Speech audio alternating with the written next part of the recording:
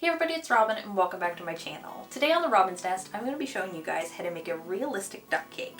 Now this cake is a little bit special today because it's actually for my grandfather on his 94th birthday.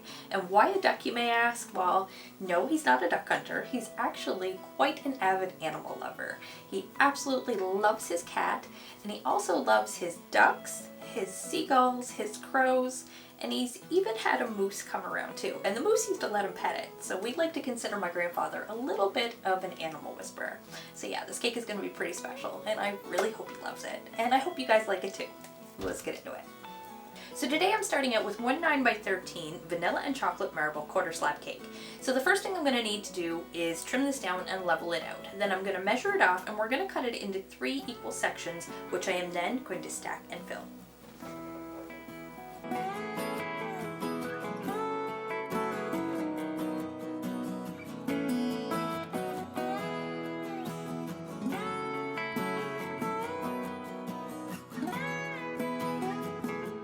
So once you finish leveling everything and you've measured it off and cut out to 3 layers, it's time to start stacking and filling them. So I'm just going to use a small offset spatula and some white vanilla American buttercream.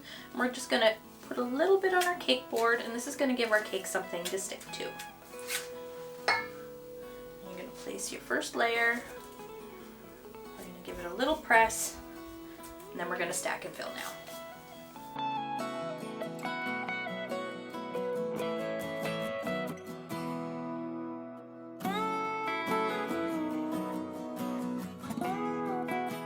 Now once you finish that part, the next step is carving. Now I prefer to carve a cold cake. I find it a little bit easier and a little less messy. So I'm going to pop my cake into the freezer for about 15 or 20 minutes to let things firm up. But this step is actually optional, so you don't have to do it. It's just my preference. Right, so once your cake has been chilled, if you chose to do so, it's time to start carving. So I'm just going to be using a small serrated knife, and this is just a steak knife. And I'm just going to be gently rounding off the edges and kind of tapering it up to a point on one end and rounding it off on the other end. So we're just going to be using a very gentle sawing motion. And we're just going to take off a little bit at a time until I'm happy with how it looks.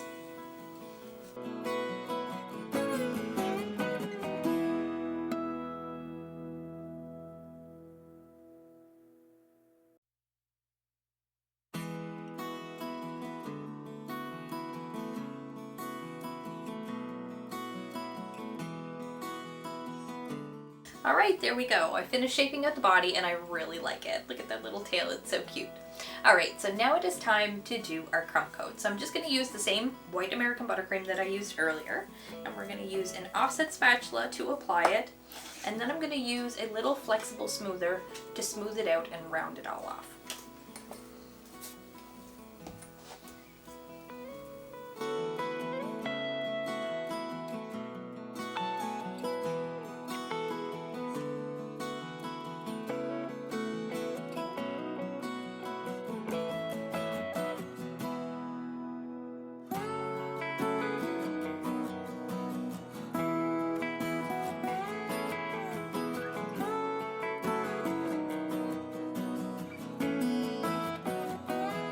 So once you've sufficiently smoothed your cake, it's time to pop it back in the fridge to chill for a few minutes. So I'm going to stick it in for another 10 or 15 minutes, just long enough to let it crust over. And when we come back, I'm going to cover my very first cake entirely in modeling chocolate.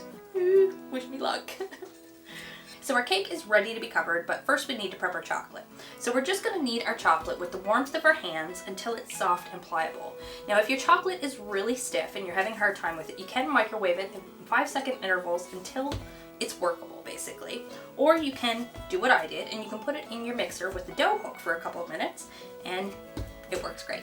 Alright, so the next thing we're going to do is take our extra large rolling pin and I'm going to roll this out to about 1/8 of an inch thick. And then we're going to get our cake covered up. I'm going to trim all around it and then we're going to start working on our duck head.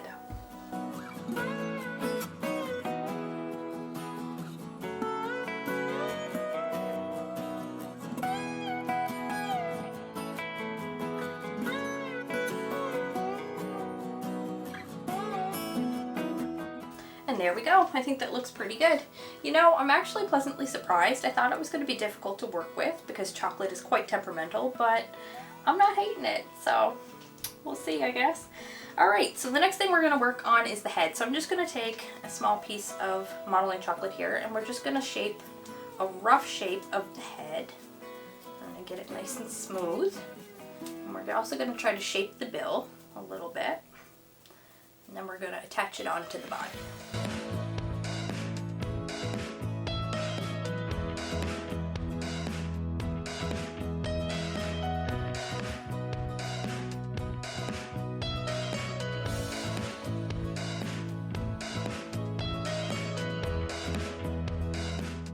Alright, what do you guys think so far? I think it looks amazing. I'm so excited for how this is turning out. I cannot wait for my grandfather to see this. He's gonna love it.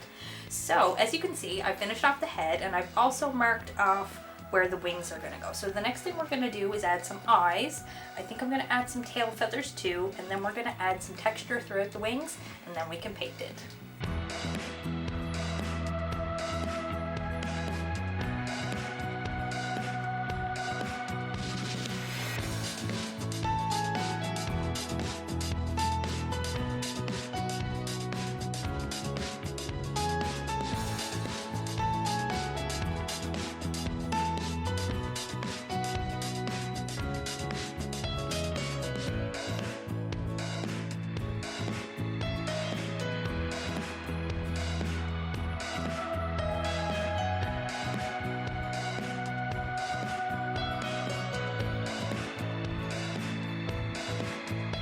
Alright, so one of the things I do know from the few times that I have actually played with modeling chocolate is that it's actually really hard to paint.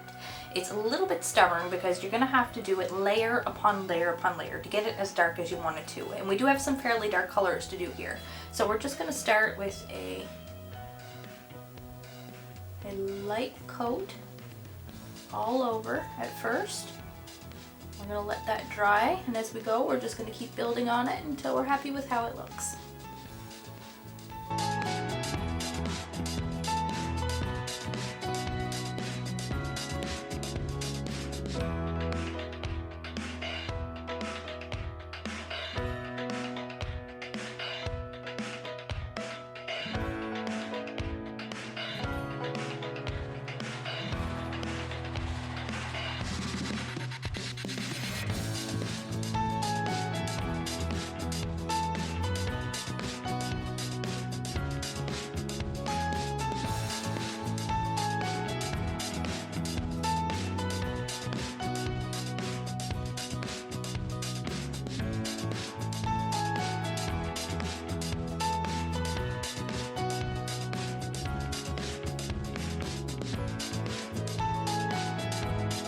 Alright, so I finished with my paint job, and I think that looks great. He looks so realistic. But he is a duck, so he needs a little bit of water to swim in. So I've added a few different colors of blue to a piping bag, and I just snipped the tip.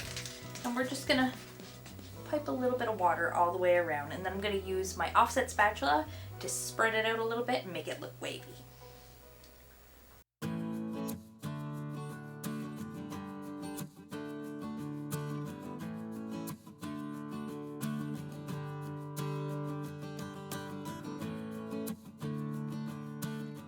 Well, here it is, guys, my realistic looking duck cake and my very first cake covered completely in modeling chocolate. I had so much fun making this cake, and I think it turned out so good. I am so proud of it.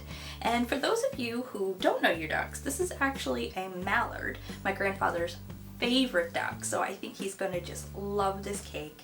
And I really hope you guys like it too. If you did, you know what to do. Leave me a big thumbs up and lots of love in the comment section too. And if you haven't done so already and you enjoyed the video, hit that subscribe button and ring the bell so you receive a notification every time I post a new video. Thanks for watching, guys. Bye.